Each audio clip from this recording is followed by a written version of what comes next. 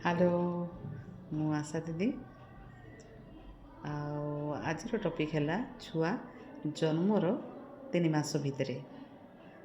ଆଉ ଆଜିର ଟପିକ୍ ହେଲା ଛୁଆକୁ ଆମେ କେମିତି କରି ଜାଣିବା ଯେ ତା'ର ଶାରୀରିକ ମାନସିକ ବୃଦ୍ଧି ହେଉଛି, ଆଉ ସେ ଚିହ୍ନି ପାରୁଛି କି ନାହିଁ, ଆଉ ସେ ଖେଳିବା ପାଇଁ ସକ୍ଷମ ଅଛି କି ନାହିଁ, ସେଇ ବିଷୟରେ ଆମମାନେ କେମିତି ଚିହ୍ନି ପାରିବା ସେଇ ବିଷୟରେ ଆପଣମାନଙ୍କୁ ମୁଁ ଜଣାଇ ଦେଉଛି।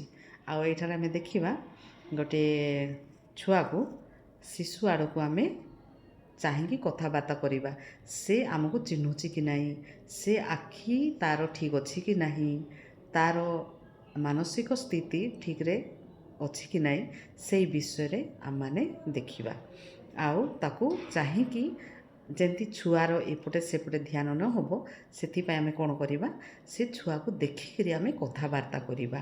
ତା ସହିତ ଶିଶୁ ଶୁଣିଲା ପରି, ମାନେ ତା'ର ଯେମିତିକି ଆମେ ଘଣ୍ଟି, ଆମ ପାଖରେ ଘଣ୍ଟି ରହୁଛି, ଆଉ ସେଟାକୁ କ'ଣ କରିବା, ବଜେଇକି ଦେଖିବା ତା'ର କାନର ମାନେ ସେ ଶୁଣିପାରୁଛି କି ନାହିଁ।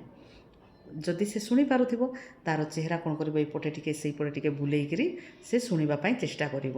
ଯଦି ସେ ଶୁଣିବ ନାହିଁ କି କିଛି ବି ତା'ର ଧ୍ୟାନ ସିଆଡ଼େ ଯିବ ନାହିଁ ବୋଲେ ଆମେ ତୁରନ୍ତ ଡକ୍ଟରକୁ ଦେଖେଇବା କଥା।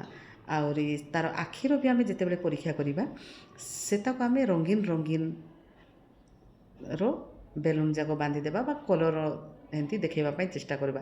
ଯଦି ସେ ଦେଖିବ, ମାନେ ଯୁଆଡ଼େ ଆମେ ଟିକେ ବୁଲେଇକି ରଖିଦେଉ କି ଏଇଟା ସେଟା ବୋଲେ ସେ ଦେଖିବା ପାଇଁ ଚେଷ୍ଟା କରିବ, ବୋଲେ ତା'ର ଆଖି ଦୃଷ୍ଟି ଶକ୍ତି ବି ଭଲ ଅଛି, ଆଉ ତା'ର ମାନସିକତା ବି ଠିକ୍ ଅଛି ବୋଲି ଆମେ ଜାଣିପାରିବା। ଆଉ ସେତେବେଳେ ଆମେ କ'ଣ କରିବା, ଅଧିକାଂଶ ଶିଶୁକୁ ହସେଇବାକୁ ଚେଷ୍ଟା କରିବା, ନାଇଁ କି? ଆଉ ତାକୁ ଗୋଟେ ଜିନିଷ ଧରେଇବା ପାଇଁ ଚେଷ୍ଟା କରିବା, ହାତକୁ ବଢ଼େଇବା ପାଇଁ ଚେଷ୍ଟା କରିବା, ଯଦ୍ୱାରା କି ତା'ର ମାନସିକ ସ୍ଥିତି ଯେମିତି ଆମେ ଛୁଆକୁ ବଢ଼େଇବା ସେମିତି ସେ ବଢ଼ିବ। ଏଥିପାଇଁ ଆଉ ଆମେ ଯେତେବେଳେ ଛୁଆ ଜନ୍ମ ହେବ, ସେଇଠାରୁ ଆମେ ତା'ର ଦାୟିତ୍ୱକୁ ଆଗକୁ ବଢ଼ିବା ପାଇଁ ଚେଷ୍ଟା କରିଥାଉ। ଆଉ ଏଇଠାରେ ଆମେ ଦେଖିବା ଗୋଟେ ଛୁଆ ସେ ଯେମିତି ମାଆ ଠାରୁ ଆକୃଷ୍ଟ ହେବ ବୋଲେ କ'ଣ, ସେ ମାଆକୁ ଚିହ୍ନି ପାରିବ।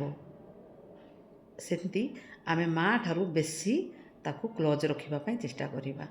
ଏଥିପାଇଁ ଆମେ ଛୁଆକୁ ବେଶୀ କରି ଧ୍ୟାନ ଦେଇଥାଉ। ଧନ୍ୟବାଦ।